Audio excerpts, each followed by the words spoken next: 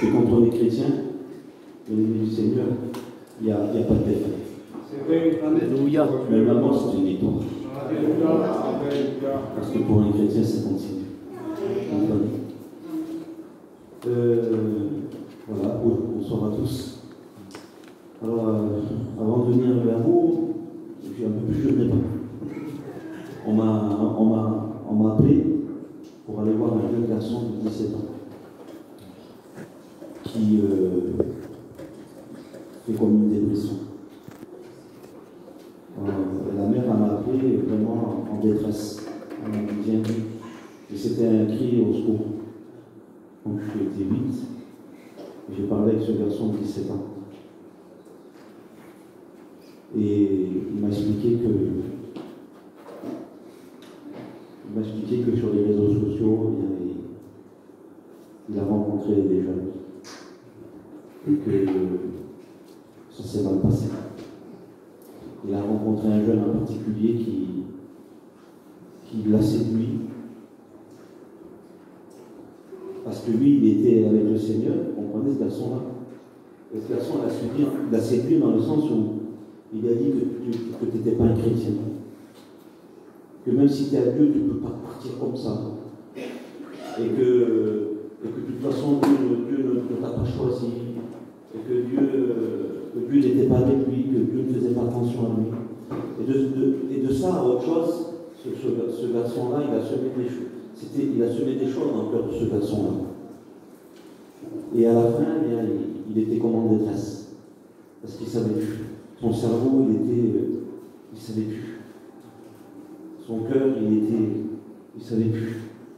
Et il faisait comme une dépression.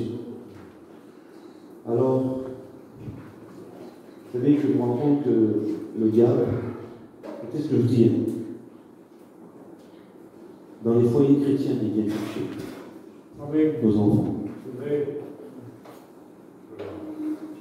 Dans les foyers chrétiens, le diable, il s'infiltre et il vient prendre nos enfants par le biais du téléphone. Et d'autres choses. C'est pas anodin.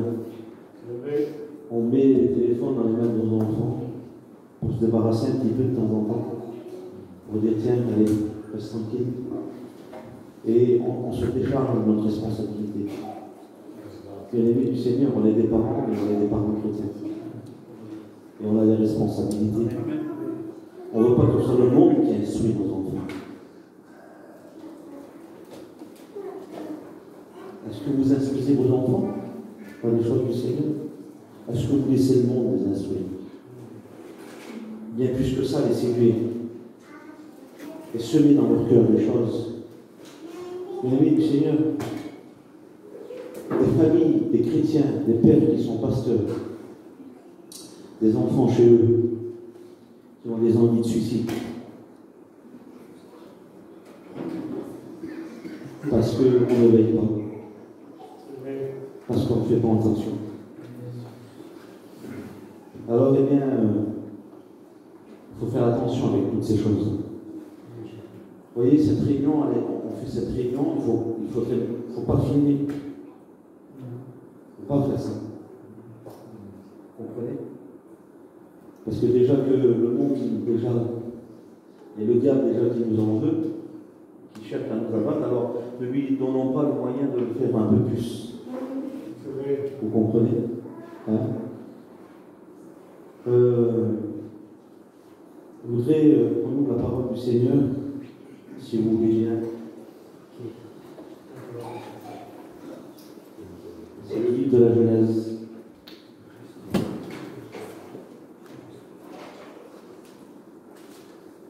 C'est au chapitre 5 et verset 21. Enoch, âgé de 65 ans, engendra Méthusélah. Enoch, après la naissance de Méthusélah, marcha avec Dieu 300 ans. Il engendra des fils et des filles. Tous les jours d'Enoch furent de 365 ans. Enoch marcha avec Dieu, puis il ne fut plus, parce que Dieu le prit. Amen. Amen. Enoch marcha avec Dieu. Il y a eu un commencement dans la vie d'Enoch. Ce commencement, ça a été à l'âge de 65 ans. On pourrait dire, nous, à 65 ans, il ne va pas marcher longtemps. Hein. À notre époque, un homme de 65 ans qui décide de marcher avec Dieu, on dit, bon, ça ne va pas durer longtemps. Excusez-moi de dire ça, mais bon. Eh bien, lui, à l'âge de 65 ans, il a commencé à marcher avec Dieu. Il a marché 300 ans. Et des fois, je réfléchis à ça, là, je dis, Seigneur, moi, ça fait déjà quelques années que je marche avec Dieu, ça ne fait pas longtemps, vous comprenez. Je me suis baptisé en 86, ça fait quelques années. Et pendant toutes ces années-là, j'ai rencontré des problèmes, j'ai rencontré des difficultés, j'ai eu des soucis, des tribulations, des épreuves. Dans le peu de vie que je marche avec le Seigneur. Lui, pendant 300 ans. Et l'ennemi du Seigneur, ce que nous on connaît aujourd'hui, lui, il l'a connu aussi. Il n'y a pas d'époque moderne ou ancienne. Chaque époque, dans ce qu'on vit, elle est moderne pour nous. Vous comprenez? Et le péché, lui, il est ni ancien et ni moderne. Et donc, c'était un homme qui était marié, un homme qui avait des enfants. C'est un homme qui a eu des soucis, comme vous, comme moi, avec ses enfants, je ne sais pas. Dans sa marche, il a eu des difficultés, il a rencontré des épreuves, sûrement, des problèmes peut-être financiers, je ne sais pas. Mais ça n'a pas été facile pour lui pendant ces 300 ans. Vous voyez, nous, le peu de temps qu'on est avec le Seigneur, déjà, c'est difficile. Et bien lui, pendant 300 ans, on a marché avec Dieu. Mais qu'est-ce que c'est marcher avec Dieu? Et comment on marche avec Dieu? C'est un grand mot, marcher avec Dieu. Je marche avec Dieu. Je marche avec Jésus. Marcher avec Dieu, c'est marcher dans sa présence. Marcher avec Dieu, c'est être à l'écoute. Marcher avec Dieu, c'est obéir à Dieu. Marcher avec Dieu, c'est être sûr et certain d'être dans la lumière. Jésus dira, celui qui me suit ne marche plus dans les ténèbres. Il a la lumière de la vie. Marcher avec Dieu, c'est connaître le bon chemin. C'est savoir la bonne direction. Mais marcher avec Dieu ne veut pas dire que tout sera bien. Marcher avec Dieu, c'est être dans la joie. C'est connaître le bonheur. Mais ça ne veut pas dire que tout va bien. Comprenez? Marcher avec Dieu, ça ne veut pas dire que eh bien, Dieu nous met dans une bulle. Et ça ne veut pas dire que Dieu va être notre assurance tout risque. Il y en a qui se sont trompés. Ils ont cru que c'était comme ça. Ils n'ont pas réalisé que c'était encore des humains et qu'ils étaient encore sur la terre. Marcher avec Dieu, ça ne veut pas dire qu'on obtiendra tout ce que l'on demande à Dieu. Marcher avec Dieu, c'est accepter la volonté de Dieu. Amen. C'est ça, marcher avec Dieu. Marcher avec Dieu, c'est parler à Dieu, mais c'est écouter Dieu aussi. Comprenez? Et non qu'à marcher avec Dieu 300 ans. 300 ans. Vous savez, son époque à Enoch, ce n'était pas une époque qui était facile.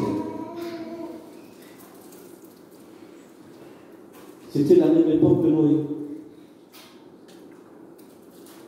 Parce que Noé aussi, c'était un homme qui marchait avec Dieu.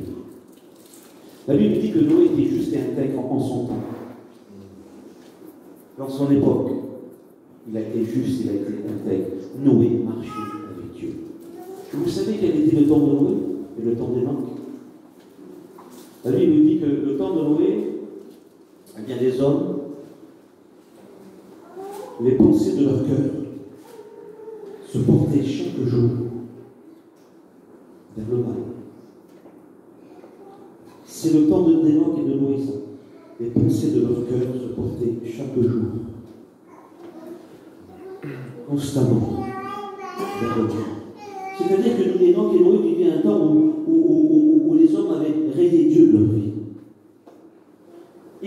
cherchaient pas Dieu, ils ne voulaient pas de Dieu. Ils voulaient faire, eh bien, ils voulaient agir comme bon leur semble. Ils étaient leur propre Dieu, décidés, agir comme bon leur semble. Ils avaient banni Dieu de leur vie. Ils n'en voulaient pas. Eh bien, en ce temps-là, là où le péché était là, qu'il abondait, ou que eh bien, les gens eh bien, ne voulaient pas de Dieu, c'était eh bien, Enoch et Noé. Combien ils marchaient avec Dieu? Donc c'est possible de marcher avec le Seigneur dans toutes les situations, dans tous les temps, dans tous les moments. C'est possible de marcher avec Dieu. Enoch marchait avec Dieu 300 ans. Noé marchait avec Dieu. C'est l'ennemi du Seigneur.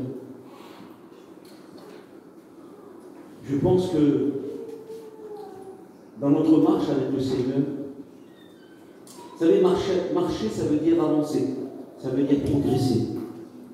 C'est ça que ça veut dire marcher. Marcher, ce n'est pas toujours rester à la même place, où on peut faire semblant de marcher. Vous voyez, les gens n'avancent pas.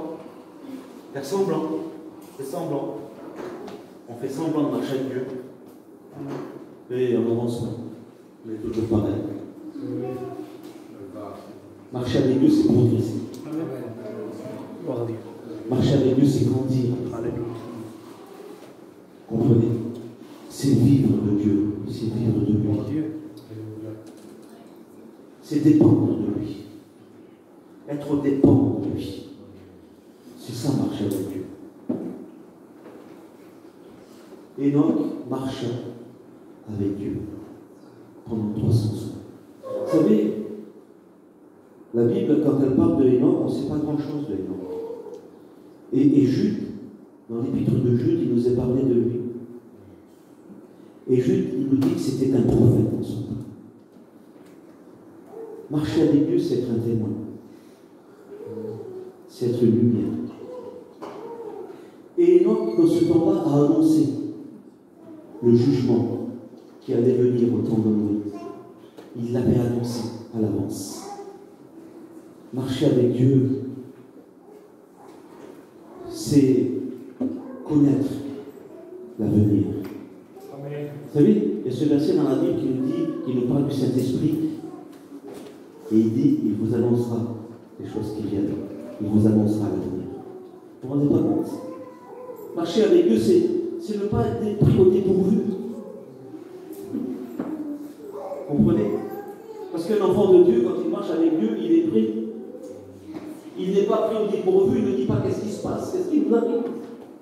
Peut-être qu'à un moment, peut-être que sur le moment, il va le dire, mais il se reprend de suite parce qu'il sait que ces paroles-là ne sont pas, c'est des paroles qui viennent de lui, vous comprenez?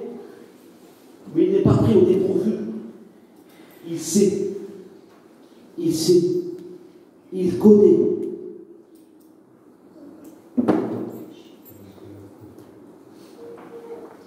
Et Noé aussi était un homme. Et c'est Pierre qui en parle dans le deuxième épître de Pierre. Il dit, et Noé était aussi un témoin à son époque, c'était un prédicateur de la justice. Et il a annoncé aussi la justice de Dieu qui allait s'abattre sur cette terre. Marcher avec Dieu, bien-aimé du Seigneur, c'est pas rester muet. Marcher avec Dieu, c'est être un témoin. C'est être une lumière. C'est dire ce que Dieu nous dit, nous demande de dire. Bien-aimé du Seigneur, aujourd'hui, dans le temps qu'on vit, on peut marcher avec le Seigneur. Malgré tout et contre tout. On peut rester fidèle. On peut être des témoins. On peut être des lumières. On doit l'être. Plus que jamais. Vous savez, Philippiens, Paul dira aux Philippiens, il dira prier comme des flambeaux dans ce monde pervers et corrompu. Portons la parole de vie.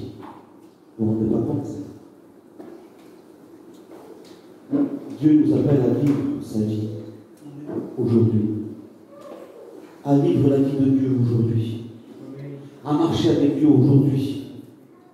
Comment ça? Seigneur, attends, je voudrais m'arrêter un petit peu. Parce que là, c'est trop dur, Seigneur, tu comprends? Alors je voudrais m'arrêter. Je voudrais me reposer, Seigneur, quelques instants. Non. Enoch marchait avec Dieu 300 ans. Noé marchait avec Dieu. Dieu nous appelle à marcher, à continuer, à progresser.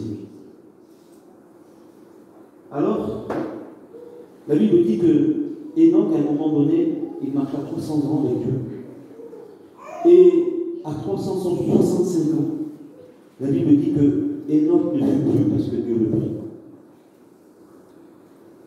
Et je voudrais vous lire un autre passage qui nous parle d'Enoch. Vous savez, il y a 3 passages dans la Bible qui nous parlent d'Enoch. Et celui-là, c'est dans Hébreux, au chapitre 11. Regardez qu'est-ce qu'il dit. Hébreux, chapitre 11. On connaît ces versets. Écoutez, il dit, verset 5, c'est par la foi qu'Enoch fut enlevé pour qu'il ne voie point la mort. Et il ne parut plus parce que Dieu l'avait enlevé. Car avant son enlèvement, il avait reçu le témoignage qu'il était agréable à Dieu. Or, sans la foi, on ne peut pas être agréable. Dieu le prie. Parce qu'il avait reçu le témoignage qu'il était agréable à Dieu. C'est pour ça que Dieu le prie. C'est l'image de l'enlèvement de l'Église. Pareil. Enoch marchait avec Dieu, pendant qu'il marchait, Dieu le prie. Il le prie avec lui, il n'a pas connu la mort. Dieu le prie comme Élie, il est parti au ciel comme Élie, pareil. Et ça, c'est l'image de ce qui nous attend bientôt. Quand Jésus va revenir chercher son Église, la Bible dit que les morts en Christ vont ressusciter, premièrement. Et nous, les vivants, j'espère être vivant, je ne sais pas. Mais même si je meurs, peu importe, je partirai quand même comme le Seigneur. Mais ceux qui seront vivants, ils ne connaîtront pas la mort. Leur corps sera changé, transformé. Mais, parce qu'ils auront reçu le témoignage qu'ils ont été agréables à Dieu. Parce que ce sont des hommes et des femmes qui auront marché par la foi et non par la vue. Qui se sont attachés à l'invisible plutôt qu'au visible. Parce que le visible pour nous, ça compte beaucoup. C'est peut-être même plus important parfois que l'invisible. Ça prend plus de place que l'invisible. Mais Enoch, lui, il ne s'est pas attaché au visible. Il s'est attaché à l'invisible. Parce que c'était un homme de foi. Et la Bible dit que nous ne marchons pas par la vue, mais nous marchons par la foi. Parce que nous espérons à quelque chose de meilleur, bien-aimés du Seigneur. Vous croyez que c'est bon, visible? C'est bon pour un moment. Ça nous satisfait pour un moment. Mais bien-aimés du Seigneur, vous savez, vous comme moi, tout passera sur cette terre. Tout ce que tu as, ça passera. Et puis même moi, je passerai, même toi, tu passeras. Tout passera. Pourquoi s'attacher à ce monde alors? Pourquoi espérer dans ce monde alors? Un chrétien, lui, il s'attache à l'invisible. Amen. Parce que la Bible dit que les choses que l'on ne voit pas, ce sont des choses éternelles. Amen. Ce sont des choses éternelles. Tandis que ce que l'on voit, ce sont des choses qui vont passer. Ça passe. On n'apportera rien. Bien-aimés du Seigneur, moi je n'ai jamais vu, excusez-moi de dire ça. Je ne voudrais pas choquer personne, moi. Je n'ai jamais vu, excusez-moi de dire ça, quand on met quelqu'un en terre, mettre tout ce qu'il a avec. Je n'ai jamais vu ça. N'importe quoi. Rien. Le chrétien, lui, il vit des choses invisibles. Il vit des choses éternelles. Alléluia. Il espère. Bien-aimé du Seigneur, Enoch avait reçu ce témoignage qu'il était agréable à Dieu. Seigneur, un témoignage c'est tout. Mais c'est plus qu'une prédication, c'est plus que prêcher. Hein. C'est plus que chanter. C'est plus que manifester les dons. Manifester un don ne veut pas dire que ce n'est pas un signe que l'on vit dans la vérité. Ne voyez pas ça. Pas du tout. Vous savez qu'est-ce que c'est le témoignage? C'est le fruit. C'est même pas l'arbre. Parce que l'arbre, il peut avoir une belle apparence. Mais Jésus dira à ses disciples, il dit, vous reconnaîtrez l'arbre à leur fruit. Il dit, ne vous attardez pas à ce que vous voyez. Parce que ça peut être un bel arbre, une belle apparence. Il peut paraître un pasteur, il peut paraître un bon chrétien. Mais le témoignage, ce n'est pas l'arbre. Le témoignage, c'est le fruit. Parce que si la vie de Dieu, elle vit en lui, si Dieu en lui, alors il y aura du bon fruit qui sortira. Vous comprenez? Mais les amis du Seigneur, je voudrais ce matin, dans cette soirée, je voudrais vous dire les choses telles qu'elles sont. Amen. Je ne voudrais rien vous cacher. Je ne suis pas là pour vous cacher quoi que ce soit. Moi, j'ai vu des gens qui priaient dans l'église, qui parlaient en langue et qui disaient des prophéties. Et dehors, qui mentaient, qui disaient des mauvaises paroles. Vous voyez que, en réalité, le don n'est pas un signe que l'on vit dans la vérité. Mais par contre, j'ai vu des gens qui peut-être parlaient pas en langue et qui ne prophétisaient pas. Mais dehors, on avait envie d'être en contact avec eux. On avait envie de leur parler, parce que de eux sortait quelque chose. Quelque chose qui nous fait du bien. C'est Dieu. C'est Dieu. Amen. Pas se tromper. Le vrai témoignage est fruit. Est-ce que l'on porte un bon témoignage? Est-ce que moi, Edith, je porte un bon témoignage? Alors, peut-être devant les autres, on pourra avoir un bon témoignage devant les autres dans un certain sens. Mais si vous posez la question à ma femme, elle pourra vous dire vraiment ce que je suis. Parce que c'est facile devant les autres. Mais vos enfants, c'est eux qui diront si vous êtes un chrétien. Vos enfants, eux, diront si vraiment vous êtes un chrétien. Votre femme, elle dira vraiment si vous êtes un chrétien. Parce qu'elle vit avec vous. Parce que vous vivez avec elle. Parce que vous êtes dans sa présence. Il vous voit, il vous entend. Vous comprenez? Enoch a marché avec Dieu. C'était un homme de foi qui ne s'est pas attaché à cette terre. Et la preuve qu'il n'était pas attaché à cette terre, parce que Dieu le prie. Et puis quand Dieu l'a pris, il n'y a rien qui le retenait. Il n'y avait rien qui a retenu Enoch par le pied. Il n'y a pas de chaîne, il n'y a rien. Dieu le prie, il n'y a rien qui l'a retenu. Il est parti avec Dieu. Dieu l'a pris. Dieu l'a pris. Ces témoignages-là, ce sont des hommes comme nous. Ce n'étaient pas des hommes extraordinaires, c'était des hommes ordinaires comme nous, pareils que nous, faits de la même chair que nous, le même sang qui coule, le même cœur qui bat. Ils étaient comme nous, mais ils ont marché avec Dieu, c'est marqué dans la Bible.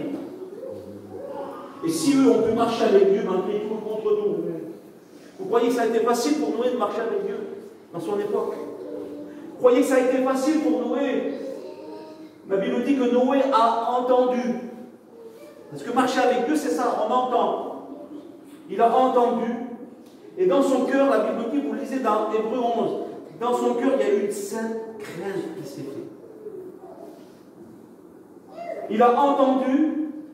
Dans son cœur, il y a eu de la crainte pour Dieu, pour la parole de Dieu qui a été annoncée. Et qu'est-ce qui s'est passé? Il s'est mis à l'œuvre. Il a travaillé. Amen. Vous voyez?